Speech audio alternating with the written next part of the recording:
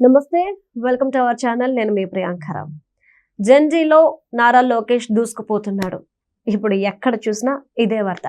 అసలేంటి దీని అర్థం, దీని వెనుకున్న కారణం ఏంటి అనేది తెలుసుకుందాం. మనతో మాట్లాడడానికి సీనియర్ జర్నలిస్ట్ సిఎస్ రావు గారు ఉన్నారు, ఆయన అడిగేస్తాం. నమస్కారం సార్. నమస్తే సార్. పొద్దున్నటి సోషల్ మీడియాలో ఒక వర్డ్ వింటున్నా, జెన్జీలో నారా లోకేష్ దూసుకుపోతున్నాడు అని. ఏంటి సార్ దీని అర్థం? ఇప్పుడు ఆయన జెన్జీలో దూసుకుపోతున్నాడు. ఆయన పాఠశాల విద్యార్థులతోటి, కాలేజీ విద్యార్థులతోటి నిత్యం మమేకం అవుతున్నారు. ఆయన ఎడ్యుకేషన్ సిస్టమ్ను మార్చేస్తున్నారు. ముస్తాబు అనేటువంటి కార్యక్రమాన్ని ఇంట్రొడ్యూస్ చేశారు. ఇప్పుడు ఈ ముస్తాబు అనేటువంటి కార్యక్రమం ద్వారా స్కూల్ పిల్లలు నీట్గా ఎలా ఉండాలి, ఇవన్నీ కూడా తర్ఫీదు ఇచ్చేదానికి ప్రయత్నం చేస్తున్నారు. ఇవన్నీ చెప్పుకుంటున్నారు. అయితే నాకు ఆయన యాక్టివిటీలో కనిపిస్తున్నటువంటి కొత్త కోణం ఏంటంటే, ఒక లాంగ్ రన్ మరొక 100 సంవత్సరాల పాటు తెలుగుదేశం పార్టీని బలంగా ఉంచేలాగా, దానికి ఆయన నాయకుడిగా ఒక ప్రత్యేకమైనటువంటి ప్లాట్ఫామ్ తయారు చేసుకునేలాగా పునాదులు వేసుకుంటున్నారని చెప్పి అనిపిస్తుంది నాకు. ఎలా అనేది మీరు డౌట్ రావచ్చు. ఇప్పుడు పాఠశాల పిల్లలతోటి ఆయన డైరెక్ట్గా ఆయన ఇంటరాక్ట్ అవుతున్నారు, 1-to-1 ఇంటరాక్ట్ అవుతున్నారు. నేను రాజమండ్రి వెళ్ళారు. రాజమండ్రిలో అక్కడ రాజమండ్రి ఆర్ట్స్ కాలేజీలో ఈ స్టూడెంట్స్ తోటి ఇంటరాక్ట్ అయ్యారు. అక్కడ రాజమండ్రి యూనివర్సిటీకి సంబంధించి శంకుస్థాపన చేసిన తర్వాత స్టూడెంట్స్ తోటి ఇంటరాక్ట్ అయ్యారు. నాకు తెలిసినంత వరకు నాకు వారానికి ఎక్కడో దగ్గర స్టూడెంట్స్ తోటి ఇంటరాక్ట్ అవుతున్నారు ఆయన. పాఠశాల స్టూడెంట్స్తో కానీ లేదా కాలేజీ స్టూడెంట్స్తో కానీ. వీళ్ళ ఏజ్ ఎంత ఉంటుంది చెప్పండి? కాలేజీ స్టూడెంట్స్ ఎంత ఉంటుంది? ఒక 18-19 అలా ఉంటుంది, అంతే కదా. 17-18 టీనేజర్స్ అంతే. 2029కి వీళ్ళకి ఓటు హక్కు వస్తుందా రాదా? వస్తుందిగా. నెక్స్ట్ ఎలక్షన్ కంపల్సరీ 2029కి ఓటు హక్కు వస్తుంది. 2029లో స్టూడెంట్స్ని అడిగితే ఎవరి పేరు చెప్తారు? కంపల్సరీ నారా లోకేష్ టచ్ లో ఉన్నారు కదా. ఇది ఇంపార్టెంట్ పాయింట్. అంటే తమ నాయకుడు అవును అనేది ఎప్పుడు వేస్తున్నారు? టీనేజ్లోనే బీజం వేస్తున్నాడు. ఇంకా 3 ఏళ్ళు ఉండగానే బీజం వేస్తున్నాడు. అవును.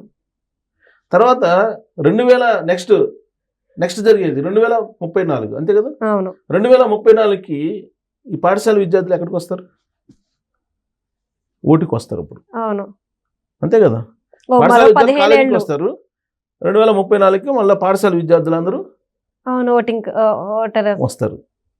సో కాబట్టి కాలేజీ స్టూడెంట్స్ కొత్త ఓటర్స్ ప్లస్ పాఠశాల విద్యార్థులు మళ్ళీ 2034కి వస్తారు. ఇప్పుడు ఉన్నటువంటి జనరేషన్ 2024 ఎన్నికల నాటికి మీరు అబ్జర్వ్ చేస్తే కనుక యువగలం పాదయాత్ర చేసి యువతతోటి ఆయన కనెక్ట్ అయ్యారు. 2024లో సక్సెస్ అయ్యారు. నెక్స్ట్ సక్సెస్కి పునాది వేసుకుంటున్నాడు ఆయన. చాలామంది అనుకుంటుంటారు, నేను కూడా అనుకునేవాడిని, ఎందుకు విద్యాశాఖనే తీసుకుంటున్నారు ఈయన అని. విద్యాశాఖను ఎందుకు తీసుకున్నారు అనుకునేవాడిని నేను. విద్యాశాఖను తీసుకోవడం వెనుక చాలా కారణాలు ఉన్నాయి. అంతకుముందు పంచాయతీరాజ్ తీసుకున్నారు. ఫస్ట్ మినిస్టర్ ఆయన పంచాయతీరాజ్ ఐటీ మినిస్టర్. ఇప్పుడు 2014 నుంచి 2019. అప్పుడేంటి, లోకేష్ గారు నాయకుడిగా ఎమర్జీ కాలేదు కాబట్టి ఆయన నాయకుడిగా ఎమర్జీ కావాలి ఫస్ట్. దానికోసం గ్రామీణ ప్రాంతాల్లో ఉండేటువంటి సమస్యలను తెలుసుకోవాలి, గ్రామీణ ప్రాంతాల్లో ఉండే ప్రజలతోటి ఆయన మమేకం కావాలి, గ్రామీణ ప్రజలకి పరిచయం కావాలి. అప్పుడు దాకా ఏం జరిగింది, పార్టీలో అర్బన్ ఏరియాస్లో ఉండేటువంటి వాళ్ళకే ఆయనకు పరిచయం. ఒక చదువుకున్నటువంటి స్టాన్ఫోర్డ్లో చదువుకున్నటువంటి ఒక యువకుడిగా, పార్టీకి సంబంధించినటువంటి ప్రధాన కార్యదర్శిగా పార్టీలో ఉండే క్యాడర్కి మాత్రమే తెలుసు. యువగలం మొన్న చేశాడు, అంతకుముందు చేయలేదు కదా. డైరెక్ట్గా మినిస్టర్ ఇచ్చేశారు, ఎమ్మెల్సీ ఇచ్చి మినిస్టర్ ఇచ్చేశారు. సో మినిస్టర్ ఇచ్చిన తర్వాత పంచాయతీరాజ్ తీసుకున్నారు. పంచాయతీరాజ్ ఎందుకు తీసుకున్నారు? గ్రామీణ ప్రాంతాల్లోకి ఈయన వెళ్ళాలి. గ్రామీణ ప్రాంతాల్లోకి వెళ్ళిపోయారు. గ్రామాల్లో రోడ్లన్నీ అప్పుడే సిమెంట్ రోడ్లన్నీ నియమించేశారు. సో గ్రామీణ ప్రాంతాల్లో ఈయన గురించి మాట్లాడుకోవడం, లేదంటే లోకేష్ ఏంటి, లోకేష్ మినిస్టర్ ఏంటి, ఆ మినిస్ట్రీలో ఏం చేశాడు, ఇవన్నీ కూడా చర్చ జరిగింది. ఇప్పుడు విద్యాశాఖ తీసుకున్నారు. విద్యాశాఖ ఎందుకు తీసుకున్నారు? న్యూ జనరేషన్, జెన్జీ నడుస్తుంది. ఇప్పుడు జెన్జీ నడుస్తుంది. సో జెన్జీకి ఎవరు దగ్గరగా ఉంటే వాళ్ళే నెక్స్ట్ రాబోయే రోజుల్లో ఖచ్చితంగా విజయం సాధించే అవకాశం ఉంది. ఎందుకు, ఇప్పుడు మనకి డైలీ పరిచయమైనటువంటి నాయకుల గురించే కదా మనం ఎక్కువగా మాట్లాడుకునేది. ప్లస్ ఆయన ఏం మాట్లాడుతున్నారు అనేది మనం కూడా ఆలకిస్తాం కదా, మనకు పరిచయం ఉంటే. మనకు పరిచయం లేనటువంటి వ్యక్తి గురించి పెద్ద పట్టించుకోం కదా, సింపుల్ లాజిక్. సో లోకేష్ గారు ఇప్పుడు ఆ కార్యక్రమం విద్యాశాఖ మినిస్టర్గా ఉన్నప్పటికీ ఎంతమంది విద్యాశాఖ మినిస్టర్లు డైరెక్ట్గా స్టూడెంట్స్ తోటి ఇంటరాక్ట్ అవుతున్నారు ఇంత ఫ్రీక్వెంట్గా? టీచర్స్ పేరెంట్స్ అనేటువంటిది ఒక మెగా ఈవెంట్స్ని పెట్టి టీచర్ పేరెంట్స్ తోటి వర్చువల్గా ఒక పెద్ద కార్యక్రమాలని 2 నెలలకో 3 నెలలకో చేస్తూ ఉన్నారు కదా. ఎందుకు చేస్తున్నారు అంటే రాజకీయ కోణంలో చూస్తే ఇది కనిపిస్తుంది. ఇది మరి సక్సెస్ అవుతారని అంటే డెఫినెట్గా సక్సెస్ అయ్యే అవకాశం ఉందని చెప్పి తెలుగుదేశం పార్టీ వాళ్ళు భావిస్తున్నారు. ఎందుకు అని అంటే విద్యా వ్యవస్థను కంప్లీట్గా మార్చేశారు. అంతకుముందు ఏముండేది? ఎంపీసీ బైపీసీ అయితే డాక్టర్ లేదా ఇంజనీర్ అన్నట్టు ఉండేది. ఇవాళ అట్టు కాదు, 26 సబ్జెక్టుల దాకా మీకు ఏది కావాలంటే అది తీసుకోవచ్చు. మీకు ఫిజిక్స్లో కామర్స్ ఉంటుంది, కామర్స్లో ఫిజిక్స్ ఉంటుంది, ఏదైనా ఉంటుంది. ఇవాళ కామర్స్ తీసుకోవచ్చు, దాంట్లో ఫిజిక్స్ కూడా తీసుకోవచ్చు. ఆ మధ్య జలీల్ ఖాన్ గారు మాజీ ఎమ్మెల్యే ఆయన ఏదో చెప్తే ట్రోల్ అయింది కదా, కామర్స్లో ఫిజిక్స్ ఏందని. సో ఇప్పుడు అదేం లేదు, ఎవరు ఏదైనా ఏ సబ్జెక్ట్ అయినా తీసుకోవచ్చు. మ్యాథ్స్ తీసుకున్న వాళ్ళు బయాలజీ తీసుకోవచ్చు, బయాలజీ తీసుకున్న వాళ్ళు మ్యాథ్స్ తీసుకోవచ్చు, ఎకనామిక్స్ తీసుకున్న వాళ్ళు ఫిజిక్స్ కూడా తీసుకోవచ్చు. ఆ వెసులుబాటు కల్పించారు. పెద్ద సంస్కరణ అది. నిజమే సార్.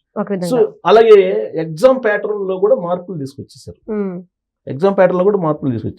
సో రాబోయేటువంటి రోజుల్లో ఇంకా ఎగ్జామ్ ప్యాటర్న్లో మార్పు తీసుకురావడానికి స్టాన్ఫోర్డ్ యూనివర్సిటీకి సంబంధించినటువంటి సిస్టమ్ని తీసుకురావడానికి ప్రయత్నం చేస్తున్నాడు ఆయన.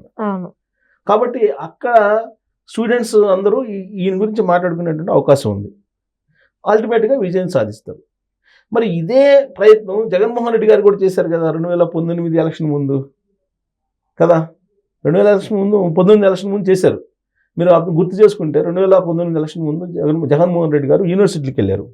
యూనివర్సిటీకి వెళ్ళి ప్రత్యేక హోదా ఉంటేనే మనకి రాష్ట్రం బాగుపడుతుంది, అది సంజీవిని లాంటిది, ప్రత్యేక హోదా నేను తీసుకొస్తాను, మెడల్ వంచుతాను కేంద్ర ప్రభుత్వాన్ని అని చెప్పి ప్రామిస్ చేశారు. కాలేజీ స్టూడెంట్స్ దగ్గరికి వెళ్ళారు, యూనివర్సిటీ స్టూడెంట్స్ దగ్గర కూడా వెళ్ళారు. అప్పుడు మీరు అబ్జర్వ్ చేస్తే 2019 ఎన్నికలకు ముందు ఆయన అన్ని యూనివర్సిటీలకు వెళ్ళారు, నమ్మారు ఆయన్ని యూత్.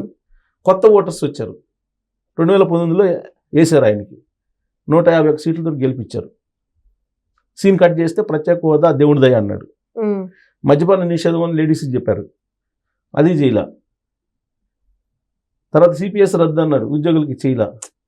సరే సిపిఎస్ రద్దు, మద్యపాన నిషేధం పక్కన పెడితే ఇప్పుడు ఏదైతే ప్రత్యేక హోదా మనకు సంజీవిని, ఒకవేళ ప్రత్యేక హోదా రాకపోతే మనకు ఉద్యోగాలు ఉండు, మీరు చదువుకున్న ఉపయోగం లేదని చెప్పి స్టూడెంట్స్కి చెప్పారు కదా టీనేజ్లో, కాలేజీ అలా యూనివర్సిటీలో చెప్పారు కదా, వాళ్ళే 2024లో దెబ్బేశారు. ఎందుకు? ఆ రోజు జగన్మోహన్ రెడ్డి గారు చెప్పారు ఇలా, కానీ ఆయన చెప్పింది చేయలేదు, దేవుడి దయ అన్నాడు, మనకేమో ప్రత్యేక హోదా సంజీవిని, అది రాకపోతే ఉద్యోగాలు ఉండవన్నారు అని చెప్పి 2024లో మొత్తం యూత్ దాని తగ్గట్టు యోగాలను చేశారు. లోకేష్ గారు ఇటు మళ్ళారు, సీన్ కట్ చేస్తే 11 స్థానాలకు పరిమితం అయ్యారు జగన్మోహన్ రెడ్డి గారు. ఇప్పుడు 164 స్థానాలు కూటమి ఉంది. ఇప్పుడు లోకేష్ గారు వెళ్తున్నారు ఎక్కడికి? పాఠశాల అలాగే కాలేజీ స్టూడెంట్స్ దగ్గరికి. వాళ్ళకి ఏ విధంగా చేయాలి స్కిల్ ఆడిట్ చేస్తున్నారు, నైపుణ్యం యాప్ పెడుతున్నారు. తర్వాత కౌశలం అనేటువంటి ప్లాట్ఫామ్ తీసుకుని ఎగ్జామ్ పెట్టి ఐటీ ఉద్యోగాలు కల్పిస్తున్నారు. ఓకే, ఇవన్నీ చేస్తూ ఉద్యోగాలు కల్పించగలిగితే, ఆయన చెప్పినట్టు 20 లక్షల ఉద్యోగాలు కనుక చూపించగలిగితే, ఇండస్ట్రీస్లో తీసుకొస్తున్న ఐటీని ప్రమోట్ చేస్తున్నారు, తీసుకురాగలిగితే పర్మనెంట్గా యూత్ ఆయనతో ట్రావెల్ అవుతారు. అంతే. జగన్మోహన్ రెడ్డి గారి లాగా చేస్తే మాత్రం దెబ్బపడింది. మళ్ళీ జగన్మోహన్ రెడ్డి గారు దెబ్బపడింది చూసాం కదా మనం. అవును సార్, అది ఈసారి పడిందంటే అది పడకుండా ఈయన ఫ్రీక్వెంట్ గా వెళ్ళి వాళ్ళతో ఇంటరాక్ట్ అవుతున్నారు, వాళ్ళ సొంత ఇంట్లో మనిషిలాగా ఇంటరాక్ట్ అవుతున్నారు. నిన్న ఎవరో అడిగారు స్టూడెంట్స్, ఎంత ఫ్రీగా అడుగుతున్నారంటే అంత ఫ్రీనెస్ జగన్మోహన్ రెడ్డి గారు ఇచ్చినట్టు కనపడలేదు అప్పట్లో. అది ముందుగానే క్వశ్చన్లు ఇచ్చి అడగటం అలాంటివి ఉన్నాయి. కానీ నిన్న ఇంటరాక్షన్ చేస్తాను, ఫ్రీగానే స్టూడెంట్స్ అడుగుతున్నారు, ఫ్రీగానే ఈయన కూడా సమాధానం చెప్తున్నారు. లోకేష్ గారు, సార్ మీ ఫస్ట్ క్రష్ ఎవరని అడిగారు ఒక స్టూడెంట్. అడగానే నేను కూడా ఏం చెప్తారు అనుకున్నాను నేను. అరే నువ్వు ఇంట్లో గొడవలు పెట్టేటట్టున్నారు, బ్రాహ్మణికి నాకు మధ్యలో గొడవలు పెట్టేటట్టున్నావు అని చెప్పి సెటరిక్గా ఆయన మాట్లాడారు. నా క్రష్ ఓన్లీ బ్రాహ్మణే అని చెప్పి ఆయన దాటేశారు ఆ క్వశ్చన్. అంతకుమించి ఎవరు లేరు బాబు, అంత ధైర్యం కూడా లేదని చెప్పి దాటేసేసారు. అదే సో జోవియల్ గా అలా ఇంటరాక్ట్ అవుతుంది. అంతే. ఇంటరాక్ట్ అయినప్పుడు వాళ్ళ మనసులో అలా నిలిచిపోతాడు లోకేష్. నిజమే సార్. Right. సో దాని తగ్గట్టు ఇప్పుడు ముస్తాబ్ కార్యక్రమం స్టార్ట్ చేస్తున్నారు ఇవాళ నుంచే. ఏంటి ఆ ముస్తాబ్ కార్యక్రమం అంటే, పాఠశాలల్లో కానీ మన సాంఘిక సంక్షేమ పాఠశాలల్లో కానీ దేంట్లో అయినా సరే ముస్తాబ్ అనేటువంటి ఒక పాఠశాలల్లో ఒక రూమ్ ఒకటి పెట్టేసి ఎలా మనం పరిశుభ్రంగా ఉండాలి. ఒకవేళ ఇంట్లో నుంచి క్రాఫ్ దూకోకుండా జడలు వేసుకోకుండా వస్తారనుకోండి, లేదా పౌడర్ పూసుకోకుండా బ్రష్ చేయకుండా రకరకాల వాళ్ళు వస్తుంటారు కదా. వస్తారు. సో కాబట్టి అలాంటి వాళ్ళని ఆ రూమ్కి తీసుకెళ్ళి రెడీ చేసేసి క్లాసులోకి తీసుకెళ్తారు అలవాటు చేయటానికి. నీట్గా ఉండడం కోసం, నీట్గా ఉండడం, శుభ్రత. వాష్రూమ్కి వెళ్ళిన తర్వాత ఇమీడియట్గా మీరు చేతులు గడుకు రావాలి. ఇలాంటివి మొత్తం ఈ కార్యక్రమం మనం ఎలా పరిశుభ్రంగా ఉండాలి, పరిశుభ్రతను పాటించాలి, తద్వారా ఆరోగ్యాన్ని కాపాడుకోవాలి. ఆరోగ్యం మహాభాగ్యం, ఆరోగ్యం అంటే చదువు వస్తుంది. ఈ యాంగిల్లో స్టూడెంట్స్ అందరికీ సొంత ఇంట్లో పేరెంట్స్ ఏ విధంగా జాగ్రత్తగా తీసుకుంటారో అలాంటి జాగ్రత్తగా తీసుకుంటూ ముస్తాబు కార్యక్రమాన్ని ఇవాళ నుంచి పరిచయం చేస్తున్నారు కంటిన్యూగా ఇది. రైట్. సో కాబట్టి ఇన్ని పనులు చేస్తున్నప్పుడు లోకేష్ గారితో పాఠశాల స్టూడెంట్స్ ట్రావెల్ అవుతారు, టీనేజర్స్ ఉన్నటువంటి కాలేజ్ స్టూడెంట్స్ కూడా ట్రావెల్ అవుతారు. సో ఆయన ఏదైతే అనుకుంటున్నారో అది కానీ సక్సెస్ అయితే డెఫినెట్గా లాంగ్ రన్లో ఆయన తెలుగుదేశం పార్టీని ప్రత్యేకమైనటువంటి ముద్ర ఆయన ద్వారా ప్రజల్లో వేయటానికి, నేటి బాలలే రేపటి పౌరులు అంటారు కదా, సో ఈ నేటి బాలల మీద రేపటి పౌరుల ద్వారా ఓట్లు రాబట్టుకునే కార్యక్రమం అద్భుతంగా చేస్తున్నట్టు నాకు కనిపిస్తుంది. Right. Thank you so much sir.